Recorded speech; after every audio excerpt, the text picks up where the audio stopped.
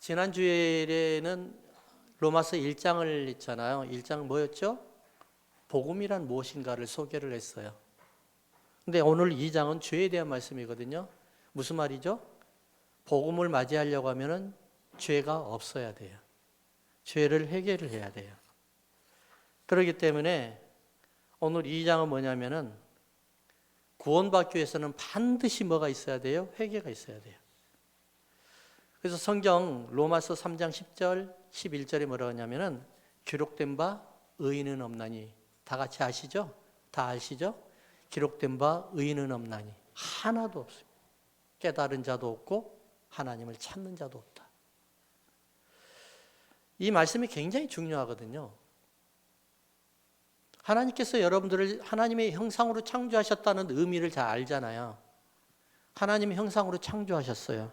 이 말은 뭐냐면 다른 의미도 많이 있겠지만은 가장 중요한 포인트는 뭐냐면은 이 말씀이에요. 사람은 하나님을 찾을 수 있도록 만들었다는 거예요. 자녀들이 신기하잖아요. 미국에 어렸을 때 입양 왔던 아이들이 좀 성장하고 난 다음에 자기 친부, 친모를 찾으러 가잖아요. 그러니까 사람은 절대적으로 하나님을 찾게끔 만들었어요. 하나님이 이게 하나님 형상으로 창조하신 거예요. 근데 기록된 바 의인은 없나니 뭐라고요? 하나님을 깨닫는 자도 없고 하나님을 찾는 자도 없대요. 세상에 죄에 대한 설교를 할 때 기분 좋은 사람 누가 있겠어요? 저도 사실 죄에 대한 설교를 하게 되면 굉장히 부담스러워요. 왜냐하면 여러분들과 저도 똑같거든요. 우리가 사람이 살아가면서 죄를 짓지 않고 살아가는 사람이 있어요? 저는 한 사람도 못 본 것 같아요. 이 세상에는 아무도 없을 것 같아요. 마치 뭐와 똑같냐면은 신발을 신고 다니는데 신발에 먼지 하나 안 묻히고 다니는 사람 없어요. 그렇죠? 똑같아요, 사람은. 누구든지 살아가면은 어떠한 죄든지 짓게 되어 있어요. 이것을 우리는 인정하지 않을 뿐이에요. 자, 그렇기 때문에 우리는 뭘 이야기하냐면은 오늘 2장을 다시 한번 우리가 좀 구체적으로 해석을 해보면은 이런 말씀이 되는 거예요. 17절, 19절 한번 읽어볼까요? 17절과 19절. 유대인이라 불리는 내가 율법을 의지하며 하나님을 자랑하며 율법의 교훈을 받아 하나님의 뜻을 알고 지극히 선한 것을 분간하며 맹인의 길을 인도하는 자요 어둠에 있는 자의 빛이요. 쭉 나가는데요. 이제 19절까지만 아니라 쭉 나가요. 그러면서 여기에서 가장 중요한 말씀이 있어요. 17절이에요. 유대인이라 불리는 네가 라는 말이에요. 이 말씀이 오늘의 핵심이에요. 유대인이라고 불리는 네가 이런 일을 행하는구나. 크리스천이라는 네가, 목사라는 자로 불리는 네가, 집사라고 불리는 네가 이런 일들을 행하고 있구나라고 이야기하고 있는 거예요. 참 무서운 말씀이잖아요. 사실 우리에게는 유대인이라는 사람들을 너무 잘 알고 있거든요. 성경에 등장하는 유대인은 어떤 사람들일까요? 표면적으로는 드러내고는 하나님을 아주 잘 믿는 믿음이 강한 사람들이에요. 아주 뛰어난 사람들이에요. 사람들의 눈에는 하나님을 아주 잘 믿는 깊은 신앙인으로 보일 수밖에 없어요. 이 사람들이 유대인이에요. 그러면서 그들은 이렇게 말을 하죠. 자기들 스스로는 하나님을 믿는 것에 최고라고 자랑을 합니다. 그러나 하나님의 생각은 달라요. 23절, 24절 오늘 좀 읽을 게 많은데 한번 읽어볼까요? 23절, 24절 2장 23, 24 다 함께 읽어봅시다. 율법을 자랑하는 내가 율법을 범함으로 하나님을 욕되게 하느냐. 23절이에요. 그렇죠? 유대인들에게 하는 말입니다. 율법을 자랑하지 율법을 자랑하는 네가 율법을 범함으로 하나님을 욕되게 하느냐 이 말이에요. 그 다음에 24절 기록된 바와 같이 하나님의 이름이 너희 때문에 이방인 중에서 모독을 받는도다. 좀 바꿔 이야기해 볼까요? 예수님을 자랑하는 네가 오히려 하나님을 욕되게 하는구나.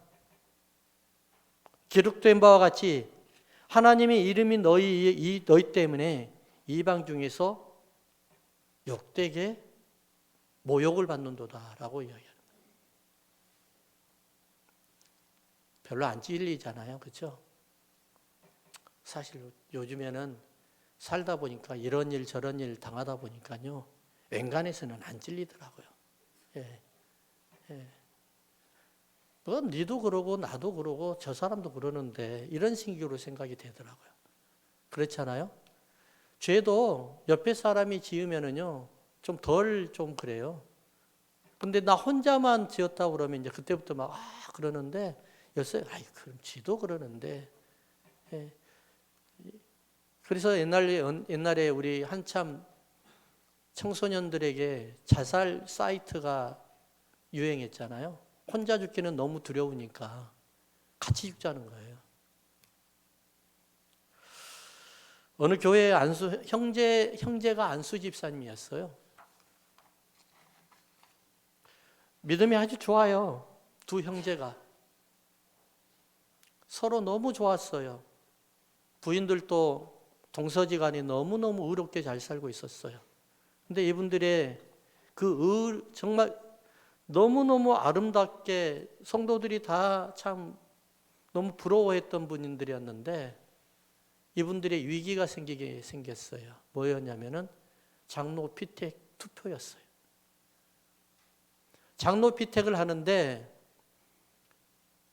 동생 안수 집사님은 장로 피택이 통과가 됐는데 선거에 출마를 해서 통과가 됐는데 형님 안수 집사님은 떨어져 버렸어요. 동생이 어찌할 바를 몰라요. 형님 해가면서 형님이 돼야 되는데 형님이 충분히 되고도 남는데 근데 형님은 얼굴을 가리고 있지만은 얼굴로는 아무 표정이 없는 것 같지만은 괜찮아. 네가 하나님이 인정하니까 된 거야 하면서 속으로는 보글보글 끓고 난리 난 거예요. 친동생인데도. 아무리 동생이 형님을 위로했으나 위로가 통하지 않아요. 결국은 형님이 그 교회를 떠났어요. 사람이 이겁니다, 사람이. 우리의 본 모습이 이러는 거예요. 표면적인 이 유대인이 아니라는 거예요. 얼굴로 보이고 밖으로 보이고 행위로 보이는 이런 유대인이 아니라 이면적인 유대인. 내 마음속에 내 마음이 누구를 향하고 있는가? 내 마음속에 품고 있는 그 하나님은 어떤 하나님인가? 돈인가 사람인가? 아니면 하나님인가? 유대인이라 불리는 내가라는 이 말, 유대인들은 일평생 동안 메시아를 기다리고 있었죠. 그런데 어느 날 그들 앞에 진짜 메시아가 나타났어요. 어떤 목사님이 그때 간증을 했나요? 집사님 했나 그때 한번 들었는데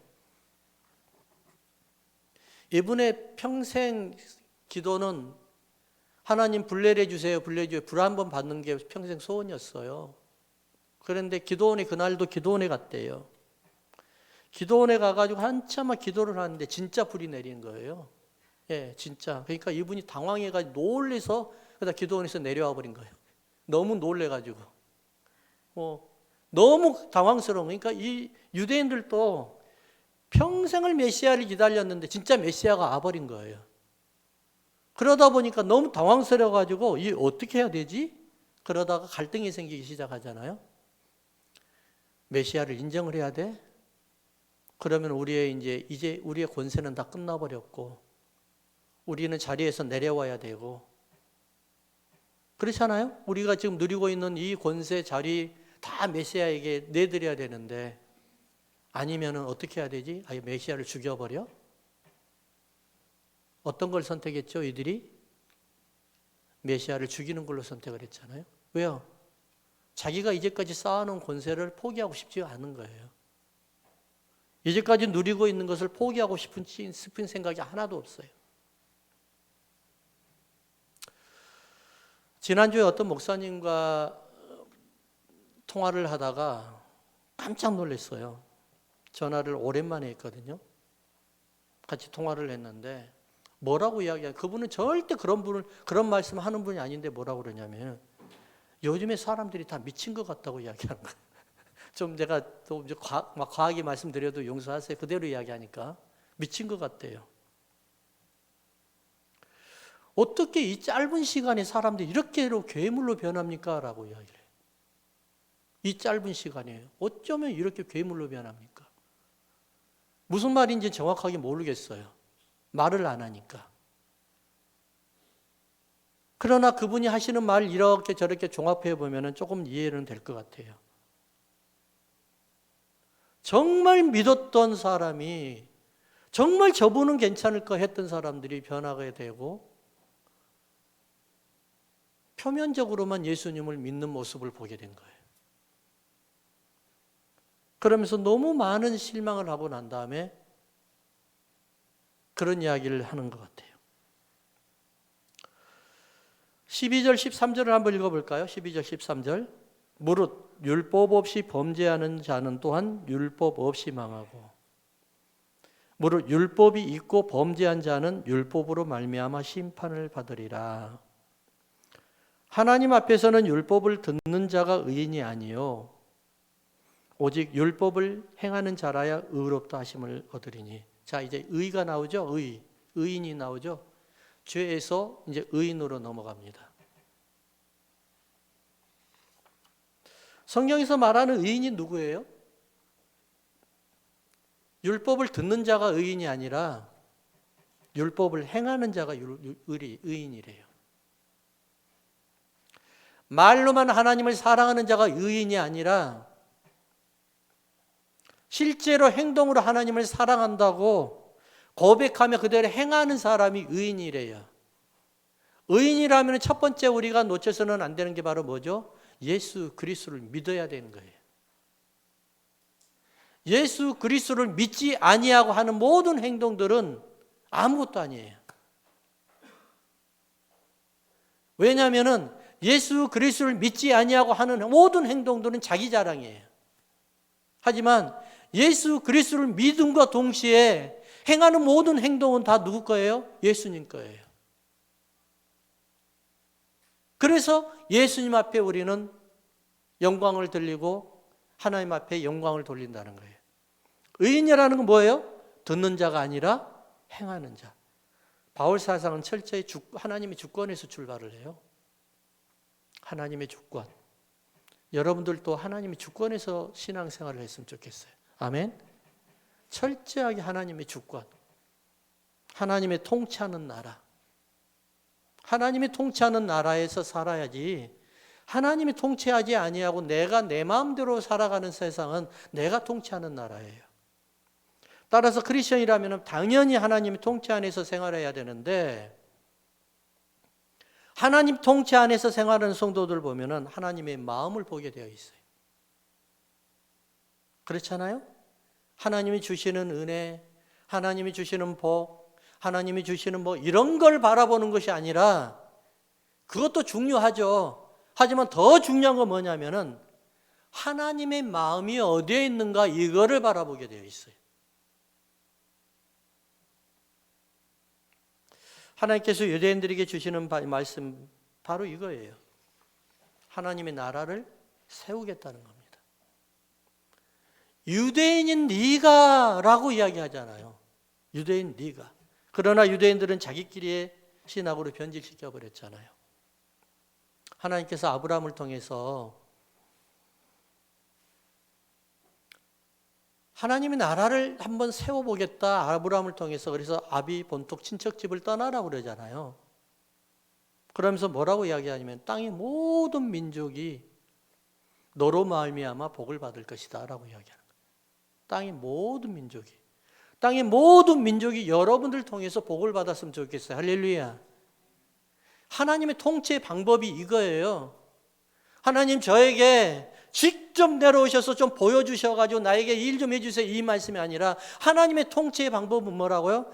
아브라함을 통해서 땅의 모든 족속이 너를 통해서 복을 받을 것이라는 거예요. 사람을 통해서 하겠다는 거예요.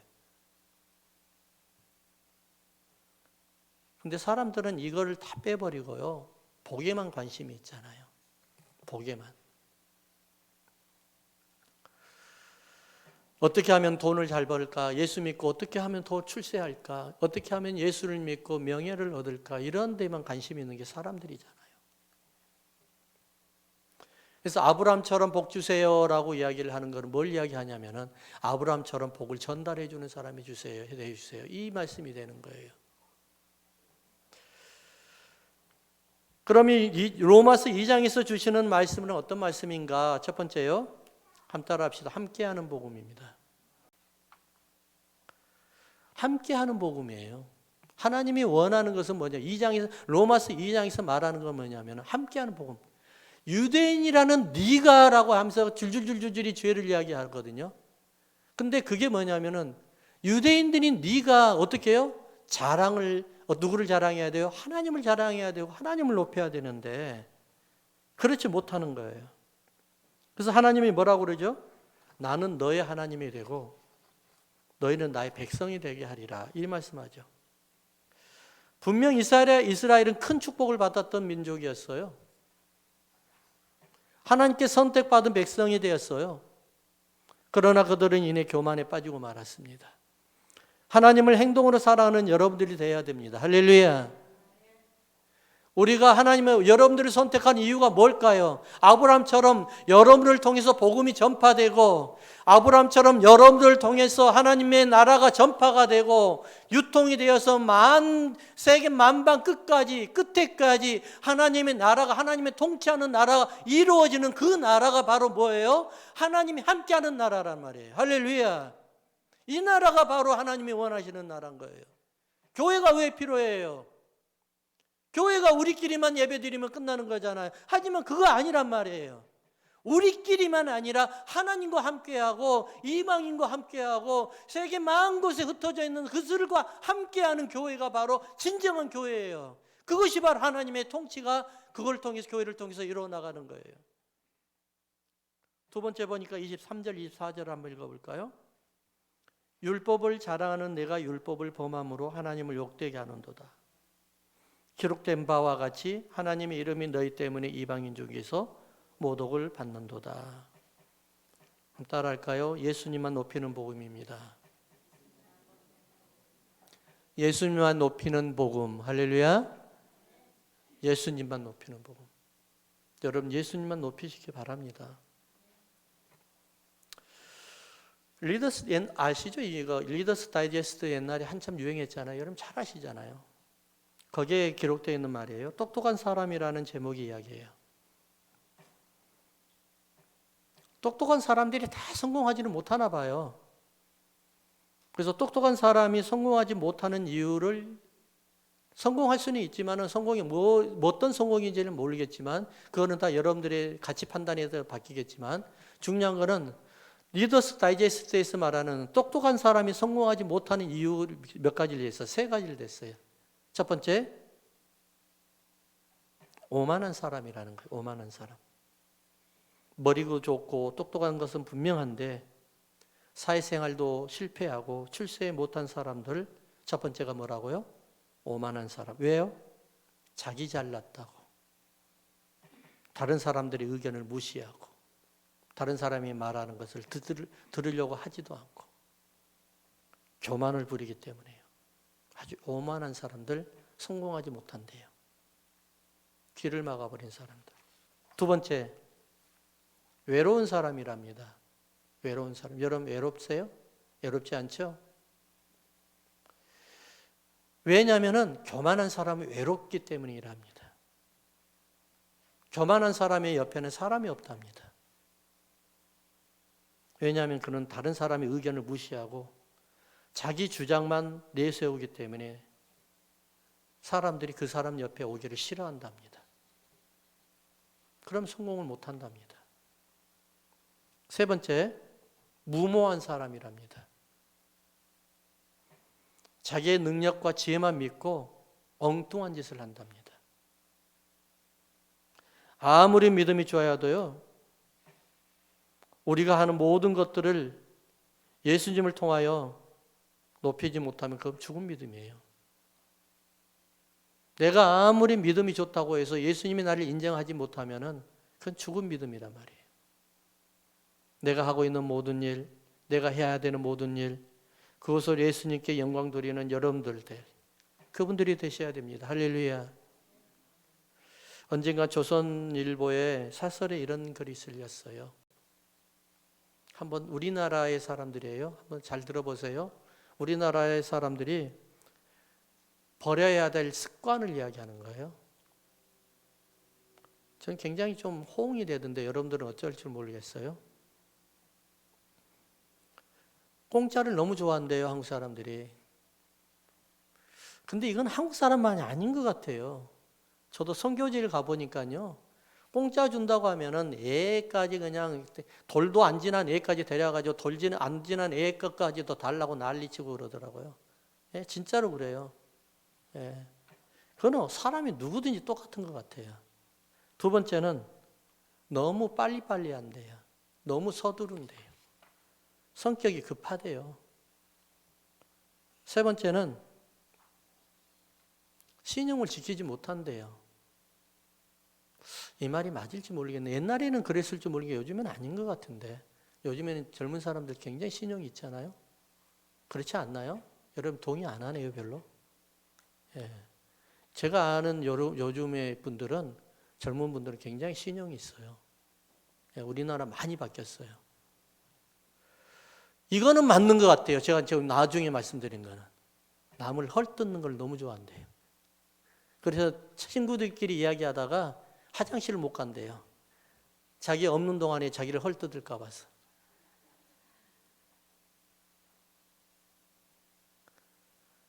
그리고 형식을 너무 좋아한대요. 남에게 보이는 걸. 이건 맞는 것 같아요.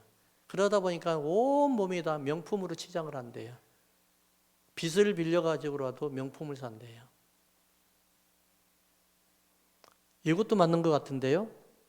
학력이 너무 집착한대요. 학력에. 우리나라 교회는 가르치는 일에 너무나 많은 투자를 했어요. 그렇잖아요? 어디들 가든지 간에 성경 공부해야 됩니다. 성경 공부해야 됩니다. 그러잖아요. 성경 공부 없는 교회가 없잖아요. 근데 성경 공부하다 보니까 그걸로 잘하겠지 하는데 행동하는 본이 되는 그런 교육은 별로 없는 것 같아요. 그런 프로그램이. 저는 요즘에요, 사실 저는 한국의 뉴스를 잘 그러니까는 싫어하거든요. 정치 뉴스를 갖다 안 보는데 요즘엔 좀 봐요. 아주 어떻게 하려고 일어나는 참 걱정이 너무 태산이더라고요. 한국 뉴스를 들어보면 걱정이 너무 많이 된 게. 근데 요즘에 며칠 전에 한국 뉴스를 보면서 너무나 마음이 뿌듯한 일이 있었어요. 뭘까요? 대통령이, 저는 누구를 좋아하고 누구 싫어하고 그런 말 아니에요. 우리나라 대통령이 미국의 상하원 그 국회의사당에 가가지고 연설을 하는데, 물론 영어도 잘하니까 좋더라고요. 근데 중요한 거는 뭘 이야기하냐면 거기에서 내용에 우리나라 선교사님들 이야기해요. 한 사람씩 불러오면서 그들 때문에 그 조선 땅에, 그 어려운 땅에 생명을 걸고 와서 우리나라에 와서 그분들이 피와 땀이 지금의 우리나라의 대한민국을 이뤘습니다 하는 그 이야기를 하는 거예요. 와우. 저는 그 대통령이 물론 정책상으로 그렇게 이야기했을 수도 있겠지만은 저는 그 말을 듣고요, 우리나라 대통령 중에 그렇게 말한 사람이 있었어요? 처음이었는 것 같아요. 너무 마음이 뿌듯한 거예요. 너무너무 가슴이 찡한 거예요. 물론 이런 말을 하면은 제 이 말을 싫어하는 사람이 분명히 있을 거예요. 하지만 저는 다른 걸 이야기하는 게 아니라 선교사님들이 우리나라의 그 조선 땅에 얼마나 토마스 선교사님 보세요. 목 잘라 죽였잖아요. 그런 살얼음 같은 그런 곳에 와가지고 목숨 걸고 와가지고 우리나라를 복음을 전하겠다고 와가지고 학교 세우고 병원 세우고, 여러분들 대부분 보면은 기독교 학교 나왔죠? 미션 스쿨 나왔죠? 많은 분들이.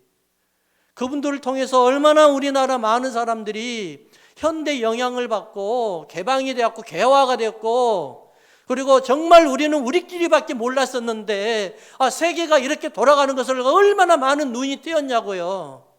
누가 그런 일을 했냐 말이에요. 선교사님들이 해줬단 말이에요. 그렇기 때문에 우리는 뭐예요? 복음이 들면은, 복음이 들어가면은요, 죄에서 벗어나서 남의 사람들이 다른 사람에게 영향을 줄 수밖에 없다는 것이 바로 이 장에서 말하는 거예요. 그러면서 유대인들이라는 네가라는 이 말이 무슨 말이냐면은 크리스천이라는 네가 이 말이란 말이에요. 성령을 받은 네가, 성령을 체험한 네가 어떻게 해요? 영향을 주고 살아야 되는데 우리는 우리끼리만 나 혼자만 안 되잖아요. 이거는 안 되잖아요. 그렇지 않아요, 여러분? 중요한 것은 바로 뭐예요?